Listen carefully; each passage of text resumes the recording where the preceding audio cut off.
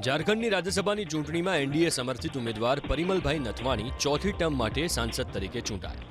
ઝારખંડમાં 2 રાજ્યસભાની બેઠકો માટે 3 ઉમેદવારો મેદાનમાં હતા, જેમાં પરિમલભાઈ નથવાણીનો 24 મતેથી અને ઝારખંડ મુક્તિ મોરચાના ઉમેદવાર વૈદ્યનાથ રામનો વિજય થયો।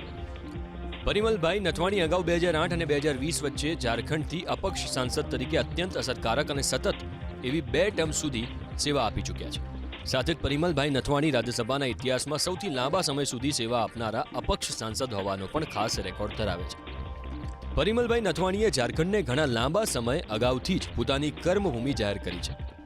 ત્યારે પોતાની જીત બદલ પરિમલભાઈ નથવાણીએ પીએમ મોદી, કેન્દ્રીય ગૃહમંત્રી અમિત શાહ, ભાજપના રાષ્ટ્રીય અધ્યક્ષ, ઝારખંડ ભાજપના પ્રમુખ સહિત એનડીએના સાથી પક્ષોના તમામ ધારાસભ્યોનો આભાર માન્યો।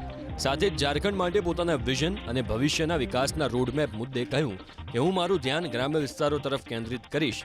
એટલું જ નહીં, મજબૂત કૌશલ્યવર્ધન કાર્યક્રમો, કુટીર ઉદ્યોગોને પુનર્જીવિત કરીને એકદમ પાયાના સ્તરે આજીવિકાની ટકાઉ તકોનું સર્જન કરવાની ખાતરી આપી।